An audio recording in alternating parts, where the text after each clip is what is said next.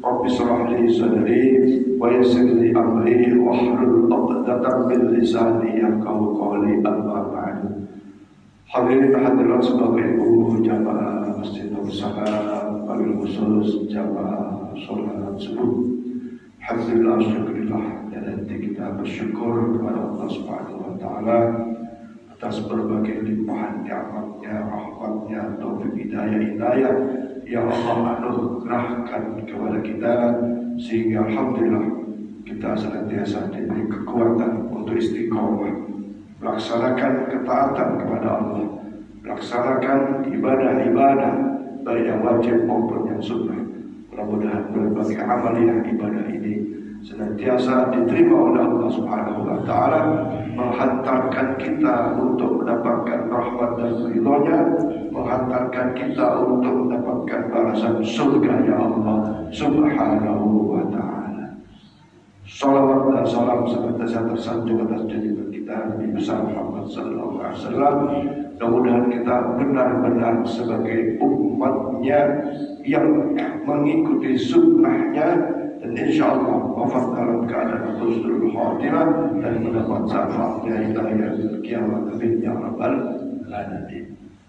Bapak Ibu sekalian, pada kesempatan pagi ini saya sengaja tidak undang Ustaz dari luar, saya puisi karena ada beberapa hal yang secara internal jamaah Masjid Abu Salam atau pengurus masjid kami ingin sampaikan.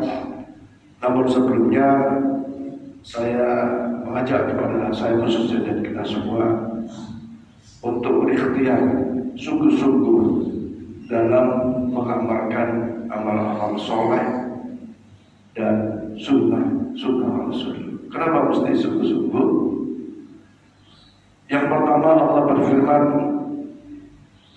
"Wa man 'amila shalihan", barang siapa yang amilan sholihah, sungguh-sungguh dalam amal solehnya, fahuwa mu'minun, dan benar-benar dalam melaksanakan amal soleh itu mu'minun, dalam keadaan benar-benar percaya, beriman kepada Allah Subhanahu wa Ta'ala, maka Allah akan balas yadkhulunal jannata khalidina fiha. Allah akan balas amal soleh yang dilakukan penuh keimanan itu, yaitu surganya Allah Subhanahu wa Ta'ala, khalidina fiha abada.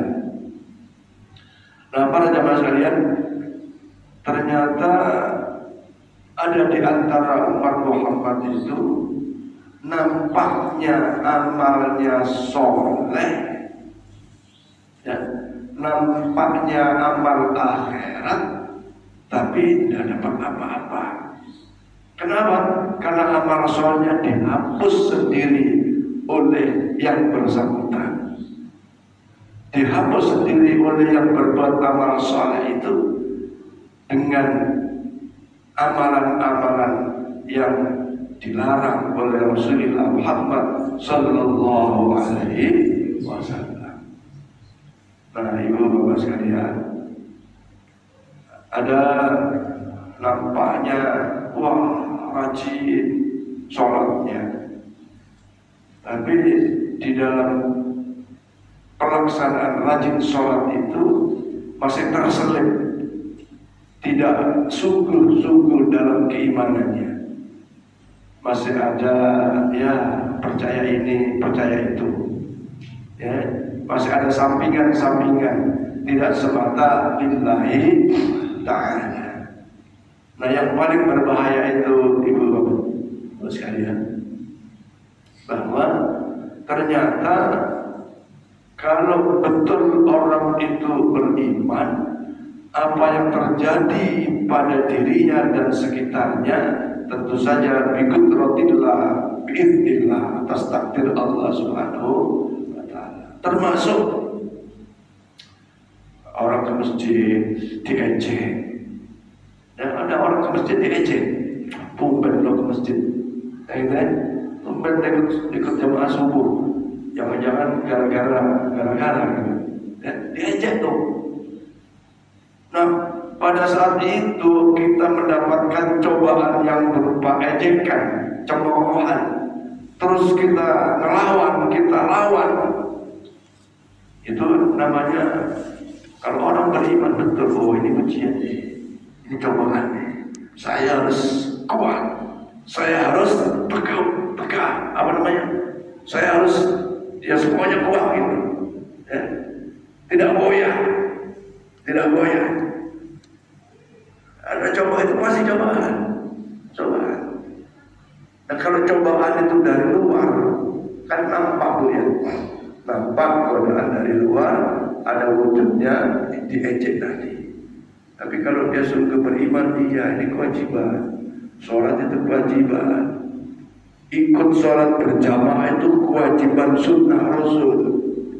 Karena ada pendapat mengatakan bahwa yang disebut sunnah itu ya setidaknya mengikuti sifat-sifat Rasulullah Muhammad sallallahu alaihi wasallam. Apa sifat Rasulullah? Yang utama adalah as-siddiq, yang membenarkan segala apa yang difirmankan oleh Allah Subhanahu wa taala.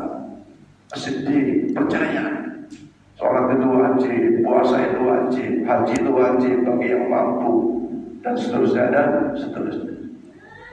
Kemudian sifat Rasul adalah al-fadhalah, cerdas. Kalau baru istiqomah ke masjid, terus ada godaan diejek tadi, kalau dia nggak cerdas, wah besok ada masjid lagi. Kenapa? Nggak mampu mengendalikan cobaan-cobaan tadi. Wah, jangan-jangan gara-gara fokus masjid rajin. Jangan-jangan karena itu. Ada nggak kira-kira godaan-godaan gitu? Wah ada tuh. Oh, gara-gara mau pergi haji itu rajin masjid. Gara-gara mau umroh itu mesti rajin masjid. Digoda tuh. Tapi kalau kita nggak cerdas, biasanya nggak masjid lagi tuh. Dan memang faktanya ada Pak. Begitu kira-kira sebulan mau ada hajatan di rumahnya, rajin di masjid. Nah, seminggu mau ada hajatan, sangat rajin di masjid. Begitu, oh iya ternyata mengundang jamaah. Setelah itu tidak datang lagi. Nah ini ada kan? Oh ada tuh. Ini tidak cerdas. Ke masjid, melaksanakan sholat berjamaah adalah melakukan sunnah Rasulullah Muhammad sallallahu alaihi wasallam, supaya kita betul-betul sebagai ahli sunnah, ahli yang mengikuti sunnah Rasulullah Muhammad sallallahu alaihi wasallam. Kemudian sifat Rasul yang ketiga, siddiq, amanah, tabligh. Tabligh itu ya menyampaikan, mengajak kepada dirinya nih, kadang-kadang perlu diajak bu.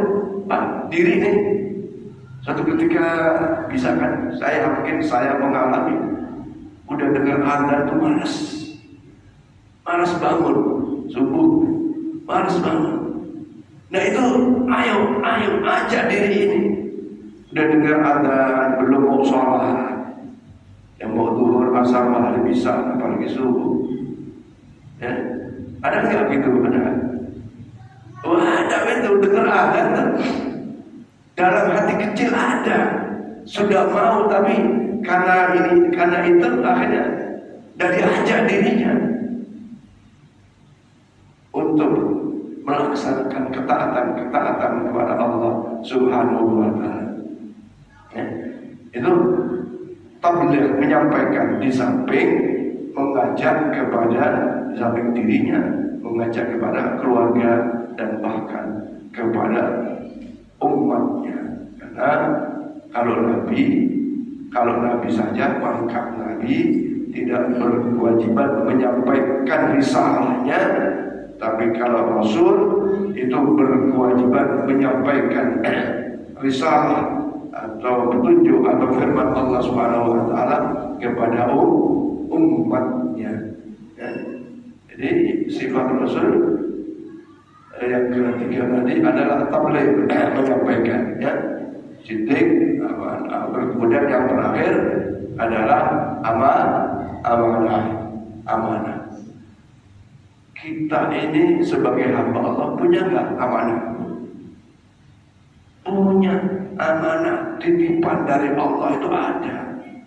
Di antara apa yang dititipkan Allah kepada kita, ya, di samping jasad secara zahir, ada juga roh. Allah tiupkan kita, Allah titipkan. Untuk apa? Loh, Allah ciptakan manusia dan jin, wa ma khalaqtul jinna wal insa illa liya'budun. Allah ciptakan saya kita ini bukan sekedar diciptakan begitu saja. Oh, yang ganteng kah, yang gak ganteng, yang cantik tidak cantik, oh yang sehat, yang sakit. Semata untuk supaya bisa menyembah kepada Allah, mengabdi kepada Allah Subhanahu wa ta'ala. Kalau tidak ada amanah, ya, bukan cuma jasad, roh dan anak, harta, ya semua amanah. Ya kan? Dan begitu manusia, innahu kana zaluman jahula. Ya, ketika amanah itu diserahkan kepada malaikat, kepada gunung dan seterusnya, tidak ada yang berani menerima. Tapi pada saat itu manusia menerima amanah itu, bahkan disebut sebagai innahu kana zaluman jahula. Karena sesungguhnya manusia ini tidak bisa apa-apa, tidak mampu berbuat apa-apa kecuali atas izin dan pertolongan Allah Subhanahu wa taala. Maka kita senantiasa mengucapkan hauqallah, la haula wala quwwata illa billah. Itu namanya kalimat hauqallah. Kalau hamdalah itu alhamdulillah, ya. Kalau tahlil itu la ilaha illallah. Kalau sholawat itu ya Allahumma shalli ala Muhammad wa ala Muhammad. Jadi kalau hauqalah itu adalah la haula wala quwwata. Nah, kita bisa bangun subuh dan sholat itu tanpa pertolongan Allah tidak bisa apa-apa. Maka marilah kita berupaya dalam amal soleh itu benar-benar didasari dengan keimanan yang utuh sempurna kepada Allah, maka insya Allah akan mendapatkan balasan surganya Allah Subhanahu wa ta'ala. Tapi kalau sholat kita nih dah utuh imannya, ada sholat tapi yuraun, artinya ada unsur niatnya, maka sholat itu bukannya menghantarkan ke surga, tapi fawailul lil musallin, justru menghantarkan dia ke dalam neraka wail. Ya, ini perlu mendapatkan pemahaman yang utuh dari kita, ya. Bapak-bapak sekalian, jangan sampai sudah sholatnya rajin tetapi wailul lil musallin alladzina hum an sholatihim sahun. Udah capek-capek sholat tapi sholatnya hanya riya, tidak karena Allah. Sahun, lupa kepada Allah Subhanahu wa ta'ala. Ya, ini memang kajiannya agak berat, ya. Karena sesungguhnya sholat itu yang disebut betul-betul sholat itu bukan berdiri, ruku, sujud. Itu kan dohirnya, ya, berdiri, ruku, i'tidal, sujud, duduk di antara sujud. salat tahiyat, itu kan doanya. Hati kita sholat nggak kira-kira? Ayo, khususnya saya, sholat nggak? Sholat nggak kita? Apakah pada saat sujud kita menyambung komunikasi dengan Allah? Atau sebaliknya, sujud ingatnya bukan sujud. Artinya main-main itu hatinya tidak sambung kepada Allah Subhanahu wa ta'ala. Bahkan ada pendapat lain yang sholat itu sesungguhnya rohnya, sesungguhnya yang sholat rohnya. Karena manusia nggak ada roh, tidak bisa berdiri, tidak bisa berjalan, tidak bisa bergerak. Ketika jenazah itu rohnya sudah diangkat oleh Allah, ya nggak bisa ngapa-ngapain kan. Ya. Nah, ayo kita hantarkan sholat kita ini menuju balasan surganya Allah Subhanahu wa ta'ala. Jangan sampai sholat kita menjadi yura'un atau sahun, dan bahkan menjadi menghantarkan kita kepada neraka.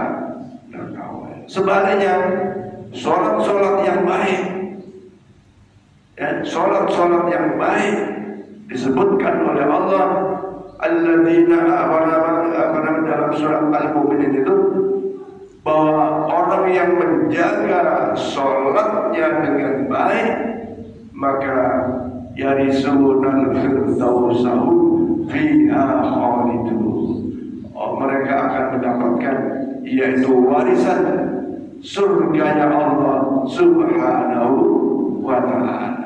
Nah, saya Bapak Ibu boleh jadi sholat 2 rakaat, khususnya mungkin 1 rakaat. Insya Allah, walaupun khusus beberapa detik pada saat berdiri kah, pada saat rukuk kah, pada saat sujud kah, pada saat duduk kah, bahkan pada saat dimulainya sholat Allahu Akbar, bahkan pada saat salat, kalau ada nilai kekhusyuan di situ, insya Allah sholat kita akan menghantarkan surganya Allah Subhanahu wa ta'ala. Ayo kita periksa masing-masing. Ayo, ini perlu latihan, perlu riyadhah, perlu latihan batin supaya khusyuk. Ya, qad aflahal mu'minun alladzina hum fi shalatihim khashi'un. Sungguh beruntung orang beriman kalau sholatnya khusyuk. Berarti ada orang beriman tapi sholatnya tidak khusyuk. Nah, saya, Bapak Ibu, ayo periksa. Mudah-mudahan dari sholat 2 rakaat, 1 rakaat yang khusyuk. Kalau 1 rakaat khusyuk, maka banyak. Maka imam-imamnya saya minta kepada imam-imam besar, ya bacalah surat-surat yang tidak membuat gaduh perasaan, bukan gaduh ribut berantem, bukannya gaduh perasaan, ya, karena suka lupa, ya kan? Kalau ada imam lupa, kira-kira ibu ada perasaan gimana? Ingat gak tuh imamnya tuh? Nanti gimana tuh? Nah, maka tidak usah banyak-banyak, ya panjang boleh, tapi ya yang betul hafal. Ya bukan saya soal hafal, enggak juga. Tapi lebih baik sedang-sedang tapi tidak bermasalah, gitu. Tidak bermasalah, ya kan? Tidak bermasalah. Ya, dan bahkan Rasulullah pernah menegur atau pernah dalam sebuah hadis sebutkan, sholat yang bacaan surat yang panjanglah yang pernah disalahkan oleh Rasulullah Muhammad SAW. Bahasa lain pernah ditegur. Jadi ada jamaah ngadu kepada Rasulullah, ya Rasulullah, sahabat lupa namanya panjang Rasulullah. Akhirnya sahabat ini dipanggil oleh Rasulullah, masalahnya banyak. Kalau mau sholatnya panjang bacaannya, sholat sendiri, ya. Apalagi kalau bacaannya kurang fasih, termasuk saya lagu-lagunya kurang enak, itu gerogoyak, itu tahu gerogoyak ya? Perasaan yang mana ada tuh, betul kan? sendiri merasakan kok kalau ada imamnya bacanya salah-salah. Kalau kita nggak cepat kendalikan tuh perasaan ini, kalau nggak langsung Allah gitu, wah habis tuh sholat, habis tuh. Saya sendiri pernah bilang sama salah satu imam, kalau dia ngimami saya tuh khawatir banget, jangan-jangan salah. Ya, imam-imam masjid besar siapa aja termasuk saya. Ya sedang-sedang ya, sedang. Maghrib, masalah panjang, sedang-sedang. Kalau subuh itu kan memang kalau subuh banyak sholat dulu ya terlalu pendek. Nah kalau Rasulullah ya surat Al-Baqarah, surat Ali Imran. Tapi kan perasaan batinnya kan udah beda ya. Jadi mudah-mudahan dari sholat kita itu 4 rakaat, 2 rakaat khusyuk, 3 rakaat, 2 rakaat khusyuk. Setidak-tidaknya ada yang khusyuk di dalam sholat kita, dan insya Allah sholat kita mengharapkan balasan surganya Allah Subhanahu wa Ta'ala. Jadi sholat itu kalau yang sholatnya dilakukan dengan penuh keimanan kepada Allah, insya Allah yadkhulunal jannah, menghantarkan kepada dimasukkan ke dalam surganya Allah Subhanahu wa Ta'ala dan mendapatkan balasan surga Firdaus. Tapi kalau sholatnya itu yura'un, lalai, ya, maka bisa jadi dengan sholat malah mendapatkan neraka. Lam nakum minal musallin, ahli neraka ditanya kenapa masuk neraka? Karena lam nakum minal musallin, di antaranya karena tak pernah melakukan sholat.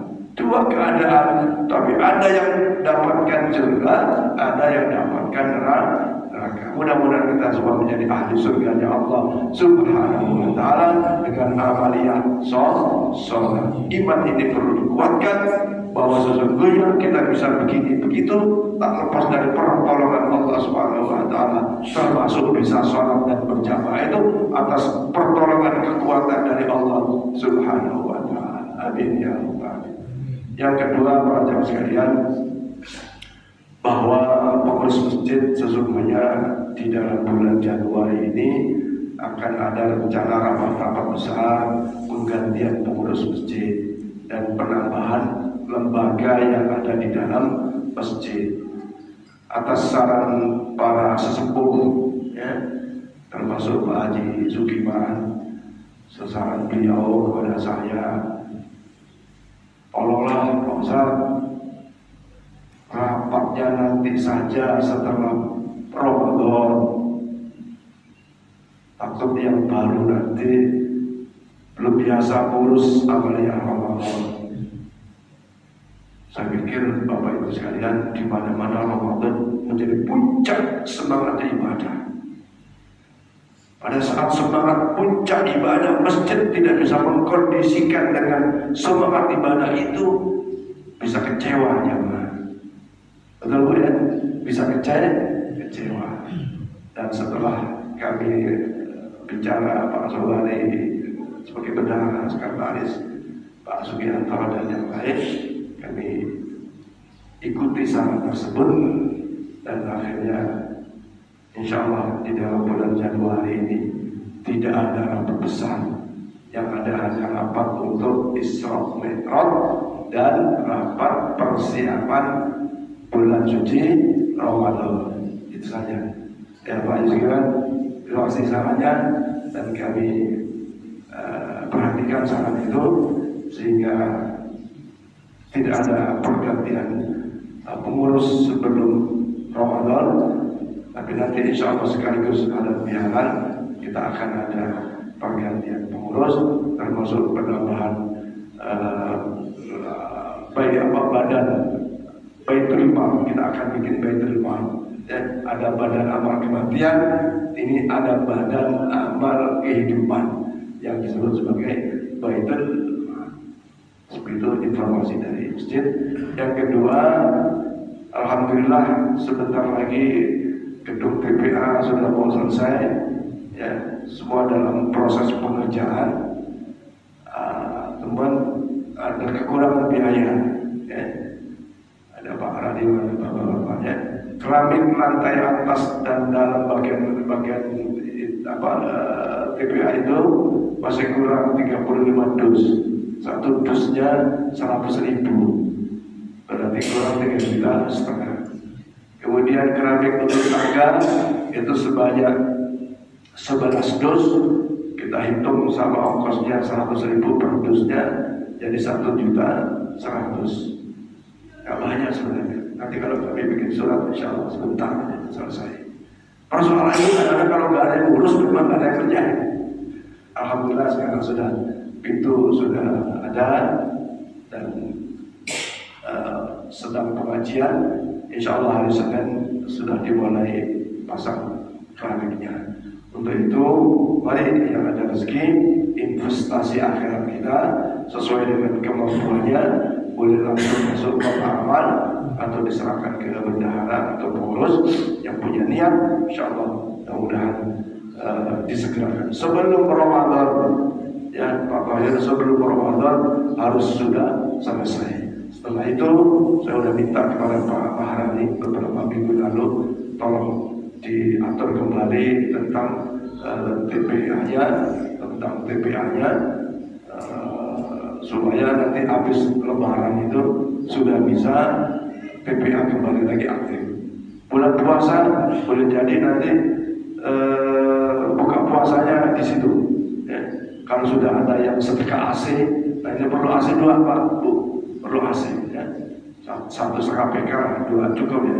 1,5 PK 2. Siapa yang mau sedekah AC nanti akan kami sebarkan kebutuhan itu. Nah, mudah-mudahan Bapak Ibu yang berniat sedekah untuk bisa menyampaikannya. Jadi sedekah itu tidak juga harus menunggu Ramadan. Kalau Bapak Ibu sedekah hasil dan nanti Ramadan dipakai, itu tambah pahalanya berlipat-lipat. Ada sedekah itu minta Ramadan. Ya memang Ramadan itu amalnya dilipat gandakan. Ya. Tapi sedekah jariah tidak harus menunggu Ramadan. Apalagi yang sifatnya zakat mal ya nggak harus menunggu Ramadan. Kalau sudah masuk haulnya, hitungan waktu 1 tahunnya, ya sudah harus dibayarkan. Jadi itu ada kebutuhan dana untuk penyelesaian daripada gedung TPA kita. Ya. Nah itulah Bapak Ibu sekalian beberapa hal yang kami sampaikan tentang masjid. Ya. Sehingga insya Allah kesimpulannya untuk masjid tidak ada rapat besar di dalam sebelum Ramadan, nanti rapat besarnya pergantian pengurusnya setelah Ramadan, kemudian ada rapat untuk Isra Mi'raj dan persiapan Ramadan. Saya kira itu saja Bapak sekalian. Mungkin ada yang ingin ditanyakan, silakan.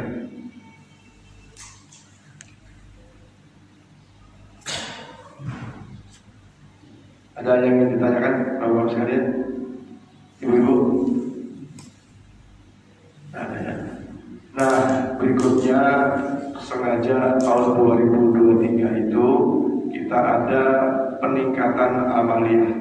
Di dalam kalender itu kan ada program tahun 2023. Ya Bu ya? Udah terima kalender Bu? Satu lembar tuh. Nah, itu ada peningkatan amaliyah ibadah dalam memakmurkan masjid. Di antara yang sudah kita mulai adalah wiridnya ditambah. Ya Bu, wiridnya ditambah. Termasuk mulai dari lillahi ma fis samawati wa fil ard sampai kepada bacaan surat Al-Ikhlas. Kenapa? Ya memang dulu saya pun begitu cara almarhum Bapak Kiai Haji Suhel Ridwan itu begitu. Kenapa Pak Kiai kok ada surat Al-Ikhlasnya? Supaya habis sholat itu dengan baca surat Al-Ikhlas 3 kali berarti kita dapat pahala khatam Quran. Ya kan? Rasulullah bersabda, "Man qara'a surat Al-Ikhlas 3 marratin."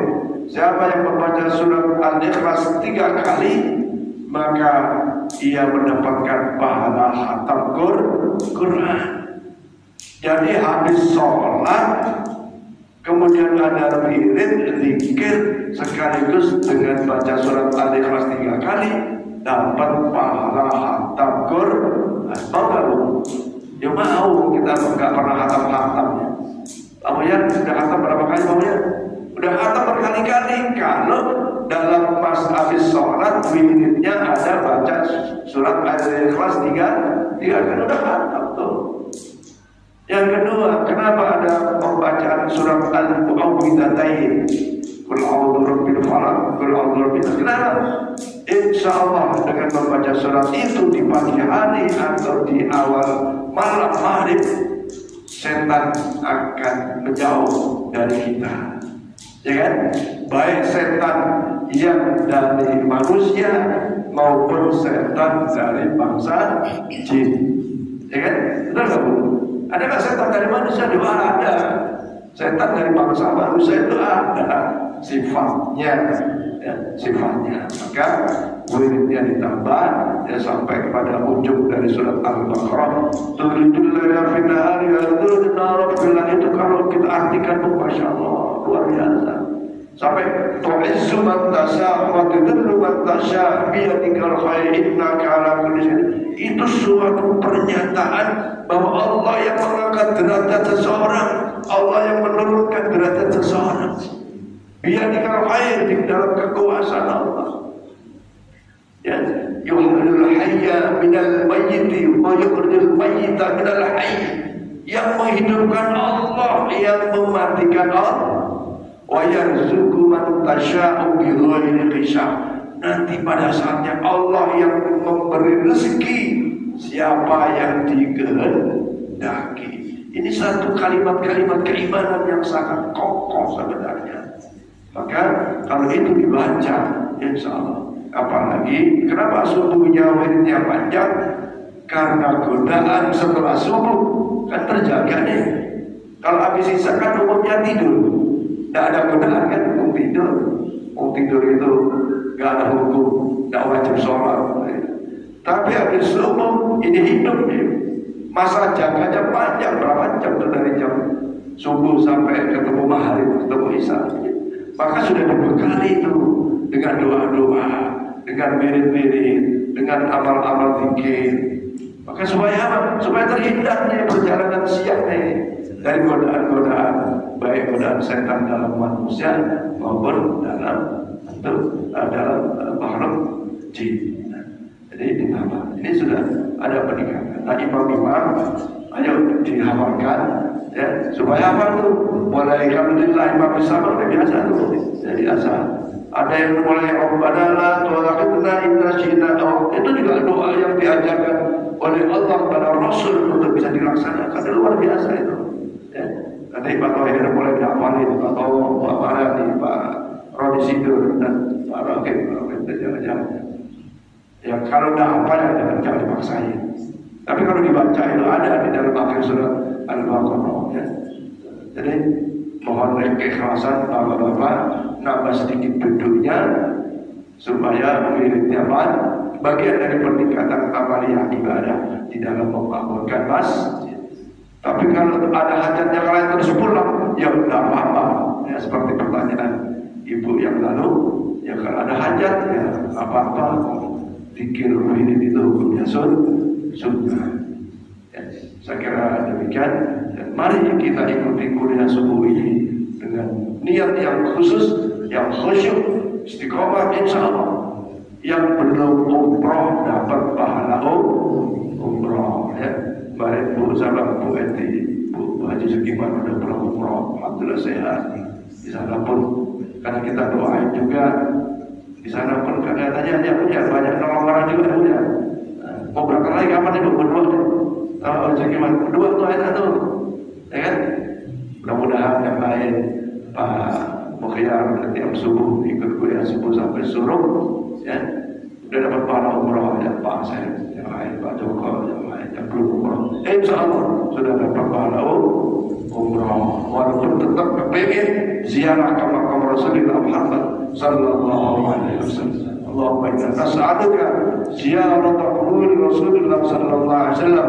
Allahumma inna balagha bil haji baitikal haram wa ziyarata qubur Rasulullah sallallahu alaihi wasallam. Saya kira dulu ada pertanyaan? Berapa menit lagi Mas? 4 menit. Bapak Ibu sekalian, saya menyampaikan syukur kepada Allah Subhanahu wa taala. Wa bi ni'mati rabbika fahaddits. Kalau kalian mendapatkan kenikmatan, boleh kenikmatan itu disampaikan. Alhamdulillah anak saya jihad kemarin tanggal 13 itu sudah disumpah untuk menjadi calon pegawai Bank Indonesia, dan sekarang sudah di Jakarta sama ibunya sama adiknya. Saya bucak tuh di rumah. Insya Allah sampai setahun masa pendidikan. Mulai Senin besok berada di Bogor untuk training bela negara dengan gaya TNI. Ya saya video itu kayak macam-macam. Mudah-mudahan anak saya sehat. Anak saya ini badannya agak lemah memang. Ya. Jadi kemarin hari Jumat ke kantornya itu, padahal dari kos-kosannya itu ke kantor hanya 2 menit jalan kaki. Tapi dari gerbang kantor menuju ruangannya itu jauh gitu. Terus pulang-pulang sudah ngeluh gitu, capean lah, kayak papanya lagi sedih. Mudah-mudahan Allah kasih kekuatan fisiknya, kekuatan batinnya, sehingga bisa melaksanakan tugas negara dengan sebaik-baiknya dan manfaat hidupnya, dirinya, keluarga, bangsa dan negara. Nah, yang ingin saya sampaikan sesungguhnya ibu-ibu sekalian, ayo didik anak-anak itu di usia kecil. Didik anak-anak di usia TK, SD, mulai dari situ. Nanti akan menikmati hasil pendidikan itu di masa itu sudah besar. Ya. Tapi kalau ibu sekarang ini tidak sabar, tidak semangat, tidak mau capek didik anak, termasuk didik cucu, itu bisa jadi sampai besar pun jadi berat. Nah, alhamdulillah ini testimoni Bu ya. Dari kecil kita didik, kita doain, kita didik, kita ajari. Sampai sekarang itu Bapak Ibu, walaupun jihadnya itu di Jakarta, tapi kalau dia mau tidur, WA dulu, kakak mau bobo, assalamualaikum. Kayak begitu. Di rumah pun begitu. Walaupun kamar berdempetan, kalau mau tidur tetap salaman sama bapak ibunya. Tetap salaman sama bapak ibunya. Itu sampai sekarang. Dan itu kita ajarin dari kecil. Ada nggak yang gitu? Mau tidur salaman. Kalau suami istri salaman ada nggak? Ya, jarang ada. Tapi ada. Ini paham sekali. Bukan saya sok-sok Anda. Ini sebagai contoh. Ya, kalau anak itu insya Allah terbimbing dengan karakter yang baik, dengan amalan-amalan yang baik, semangat belajarnya, insya Allah. Ya. Jadi mumpung belum merasakan beratnya mendidik anak di masa remaja, masa remaja, dari kecil, insya Allah. Ya. Ayo yang masih punya anak kecil. Kalau udah SMA itu berat. Nah, orang tua kebanyakan sekarang itu belum sudah nyalain anaknya, lupa bahwa dulu didiknya itu kayak apa, ya kan? Sekarang kamu tuh padahal dulu sudah dididiknya. Didiklah dari kecil, mulai dari baca Qurannya, belajarnya, sholatnya, segitu terus, termasuk tawaduknya, ya, kepada orang tua, kepada saudara, kepada guru dan seterusnya. Loh, yang dididik saja dulu kadang-kadang tak berhasil kok. Ya. Apalagi nggak dididik. Ya Pak Towo koleksi Amar tuh sama ya tuh Amar Amir, saya tahu dah, si Salsabila ya. Saya anak-anak itu rata-rata suka, saya banyak anak kecil. Itu mulai kecil tuh dididik. Ya. Kalau ada Pak Nur, si Akila, si Taswa, Kalau gadis sama anak udah gede, tapi dulu udah kita ya boleh. Kalau didik anak di usia Fahri sekarang itu udah berat, berat di masa Faisal berat. Tapi coba di waktu kecil dulu dimulai. Ya. Kalau di kan ada Faisal, ada Reza sudah jadi. Ya. Maka berat. Ya. Ada Hansa, ada NG. Ya. Udah mulai berat itu. Coba mulai kecil tuh. Ya. Si Ai, si Fa, mulai kecil tuh. Kalau udah Zafira, udah mulai susah tuh. Ya. Mulai kecil Pak, mulai kecil. Apa udah gak benar kecil ya? Nah, cucunya lah dikondisikan begitu supaya jadi kakek yang menghantarkan anaknya menjadi anak yang sukses dunianya, sukses akhiratnya. Al-Fatihah. A'udzubillahi minasyaitonir rajim. Ar-Rahmanir Rahim. Maliki yaumiddin. Iyyaka na'budu wa iyyaka nasta'in. Ihdinas siratal mustaqim. Siratal ladzina an'amta 'alaihim ghairil maghdubi 'alaihim. Bismillahirrahmanirrahim. Alhamdulillah wa sallallahu ala Muhammad wa ala sayyidina Muhammad wa sallallahu alaihi wasallam. Fatihah lima الحاضر لما سبقنا سبب الحكيم الحمد لله صراط المستقيم صلى الله على هذا حق قدره بالدعاء العظيم. اللهم اغفر لنا ذنوبنا ولوالدينا وحبك وارضانا. اللهم ربنا زدنا علما وعملا متقبلا ورزقا واسعا مباركا على طيبا. اللهم اجعل امورنا مرحا في قلوبنا سادة الصلاه والعافيه. حسن مقاصدنا وقضي جميع حاجتنا واغفر جميع حاجتنا برحمتك يا ارحم الراحمين. اللهم يا رحمن يا رحيم رحمنا. اللهم يا غني يا مغني يا رزاق يا وهاب. اللهم يا قاضي الحاجات اقضي حاجتنا يا الله في هذا الجمع قدسنا. اقضي حاجاتنا يا الله في هذا الجمع يسوع كلهم برحمتك يا ارحم الراحمين. حاجة الدنيا وحاجة الاخره في حق سيدنا محمد صلى الله عليه وسلم وبجاه سيدنا محمد صلى الله عليه وسلم. اللهم انا نسالك العفو والعافيه ونسالك تمام العافيه ونسالك دوام العافيه ونسالك الشكر والعافيه ونسالك الولايه. نسال الله حسن عاقبتنا في الامور كلها واجرنا من خزي الدنيا وعذاب الاخره. ربنا هب لنا من ازواجنا وذرياتنا قرة اعين واجعلنا من المتقين اماما.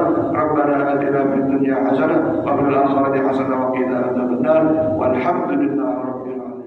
أدام الله وإياكم أجمعين إلى اللقاء مع السلامة والله يوفقك إلى أقرب الطريق. والسلام عليكم ورحمة الله وبركاته. صلى الله على محمد صلى الله عليه وسلم.